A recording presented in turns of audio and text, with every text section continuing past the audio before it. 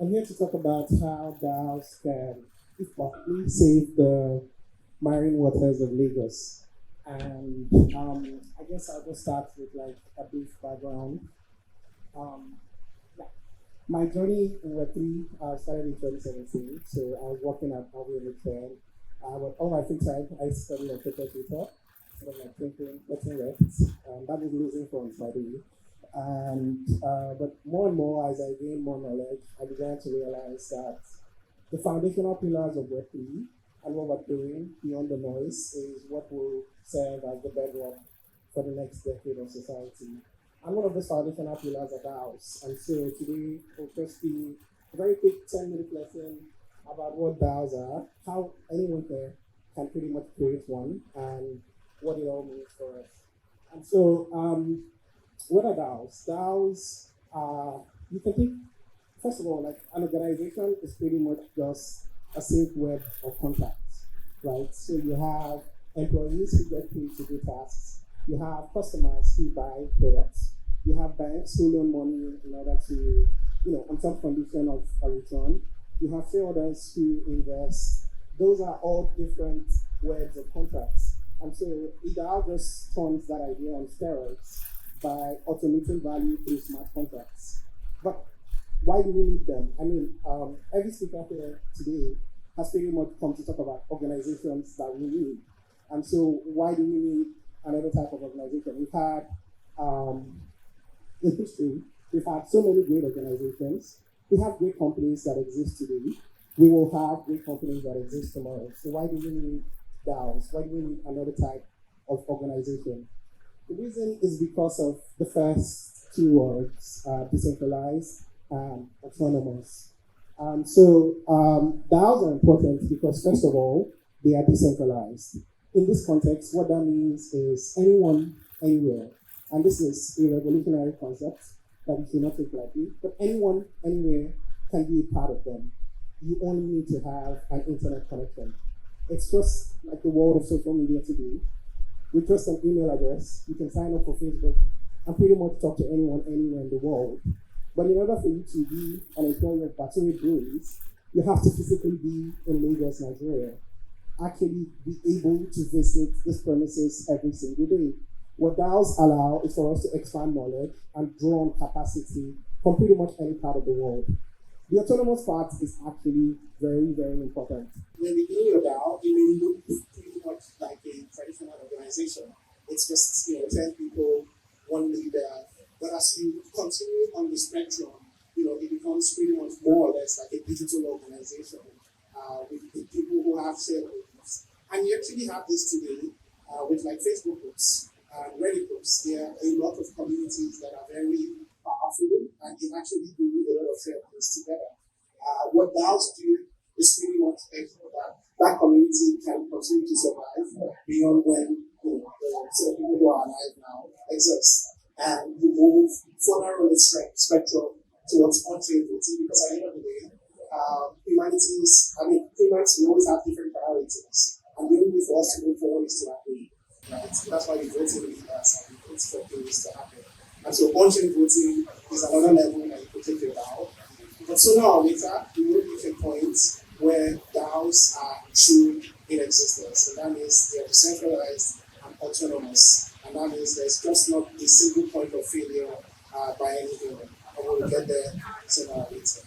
There's also not one type of DAO, the different types of DAOs. And that's something like to keep in mind when encountering someone, who's talking about this space. So when you are thinking of how to create your own DAO. The most popular type of DAOs that we have today are protocol DAOs. These are DAOs that enable decentralized finance to run.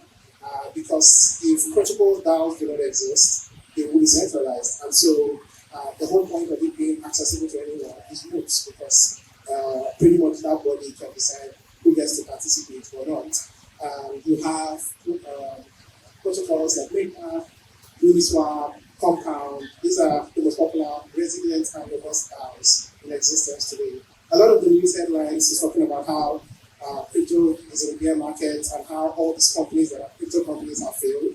But those are actually just shadow banks who are operating on centralized models. The true crypto protocols withstood all pressures. As a matter of fact, even the centralized companies who borrowed from these protocols had to pay first back their loans to the protocols before shutting down their companies, because code has no respect for who you are or who you look like. We also have social DAOs.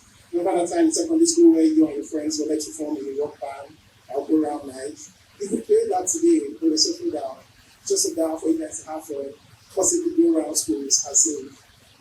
We have media DAOs as well as collector DAOs. Collector DAOs are pretty much DAOs that enable you to collect NFTs or like artworks. And so there are over 6,000 DAOs in existence today. And if there's anything I know about humanity, is that as long as people are tapering and tapering, sooner or later they will find a way. And so this is just the latest market that exists in the entire running ecosystem. So I hope I've gotten you excited about like DAOs. So how can you make them pretty much in a very fast way possible? There's a lot of talk today about organizations and the need for trust. Nigeria, as we all know, is a low trust environment. And so before people make decisions, they need to exist in, I would say, how humanity started, which is knowing the person before engaging in an action. You have to calm down, you have to see the person, you have to trust the person. That doesn't scale for a human race that is 7 billion people with different cultures. And that is why we created institutions, right? Like the government, banks, schools, religious houses. Those institutions help us bridge the gap of trust, because all of a sudden, I know Akin as the president of Nigeria, and then he says, hey, trust Jonathan, right? I can trust because Akin has the monopoly of violence. And so I know if Jonathan doesn't do what he promised to do, Akin can kill him or get him to do whatever he needs to do. That is why institutions exist today. But the problem with institutions is that, of course, as we are all here, we know that they all fail. They all have broken the trust that we have granted to them time and time again.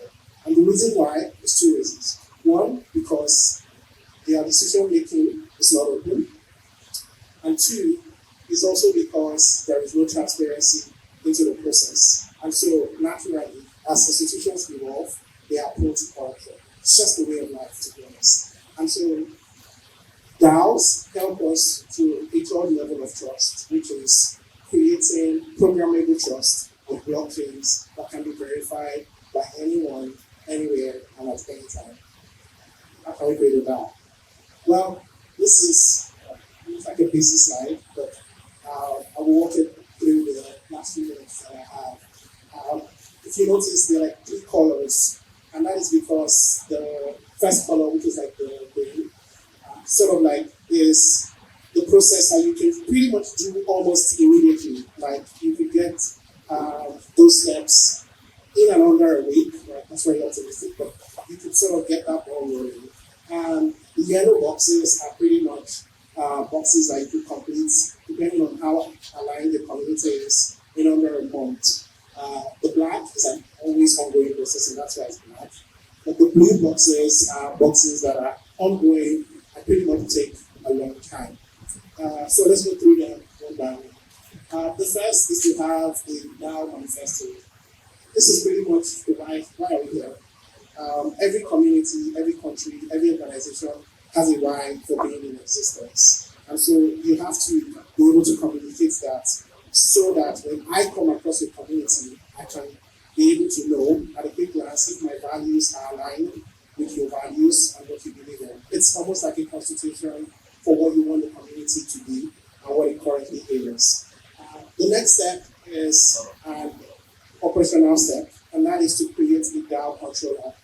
We have DAO House and Avion, the several DAO controllers. This basically means they are DAO enablement tools, because in trying to build a decentralized world, we need to build on a platform that would allow anyone to be able to join.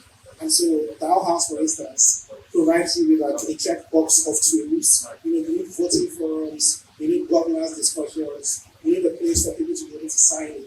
And DAO House can give you all of these tools in 10 minutes or less. And so You need a DAO controller. The third is the most significant. You need a place for people to communicate. So in real world today, this will be like this venue, right? This is where anyone can come in. Think of it as like a town square, where anyone can come in, voice their opinions on how they can, evolve the community or make it better. Only that this time it needs to be digital. And so the most popular type of communication points that we see today are in Discord groups or Telegram channels. But you could use WhatsApp groups to start. And that is open for anyone to join. You just have to add them to the group. And this enables that members are communicated about ongoing activities. They can suggest improvements to processes, etc., etc. The next step is to raise funds for the application. Every DAO wants to do something. And for you to do anything, you need money. And this is where you have to draw on the network, the community.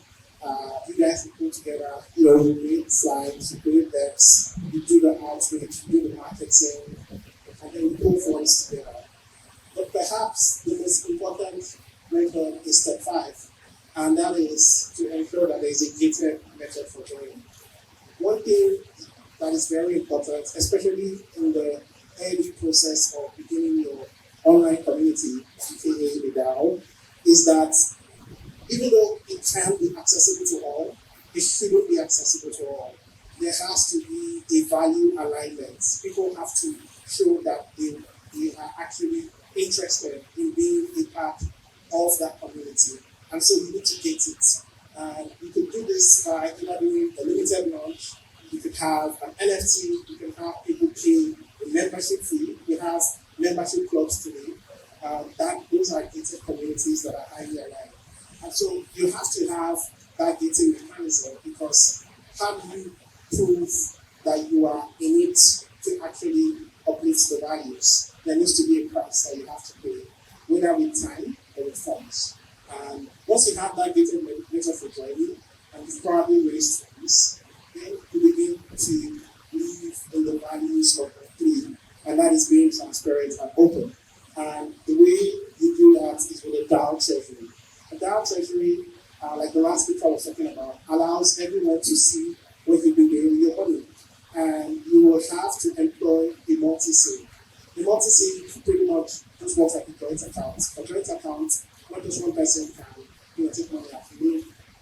Depending on the mechanics of how the joint account will work out, 2 out of 3 or 3 out of 5 signatures. That's how a multi-sig works. Only that it's on the open blockchain. So you have maybe 3 or 7 wallets who have to align in order to move funds. The beautiful thing about this process is that you, I, and anyone else can actually see where that money went. We have so many foundations and organizations today that are trying to do so many things for humanity, but they are not accountable to anybody.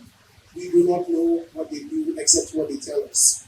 DAOs spin this idea on the head and allow anyone to be able to audit and see what they're doing without them saying it.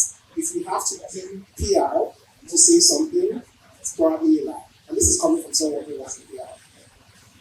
The next step is to grow your community. The community can't just be 10 of you, it can't just be 20 of you. You have to enlist more people into your vision. And that's why it's important. This is very hard. Because we have so many DAOs today that just leader as that very aligned first group of people. And this is why having a DAO controller, having an open process for communication, having a very clear aligned goal, which are the first 3 steps, enable you to grow your community, because once anyone can verify what you are doing and they can see on the forums, you all were starting with the idea to get blue, and someone came and said, hey, from my experience, blue doesn't work very well for the sun, let's go red. And then the community voted on going red. And then you could see the results of going red in terms of achieving the vision. All of a sudden, I feel like I can trust that community. Not because the people are saying it, but because I could actually see it for myself. And so that way, you can begin to grow your community.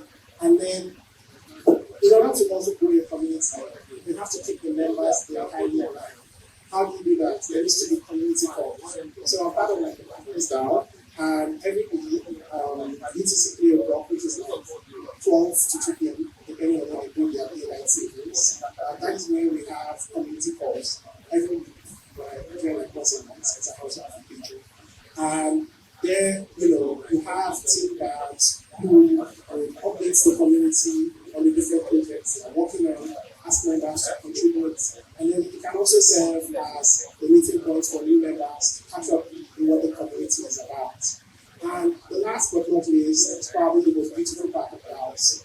Because it is an open, trusted system that works in perpetuity, you can actually have traditional organizations actually say, hey, we were thinking about saving the marine waters. Who can we trust? Guess what? There's no need for you at that point to do any network. The organization can pretty much apply step 5, buy the tokens, and be a part of the DAO and contribute. And we've seen that even with a company like mine, we recently, as a company, just joined the Bachelor's DAO, and that's what we call DAO relationships. DAO relationships are pretty much traditional organizations or other DAOs coming together to further the DAO's goals. And so the reason why traditional organizations can trust whatever your DAO is doing is because it's open. And so they are also allowed to join and contribute and do what they can do best. And so after you've done all this, what is the secret sauce to all of these nice steps? The answer is community. That is because it's self-control.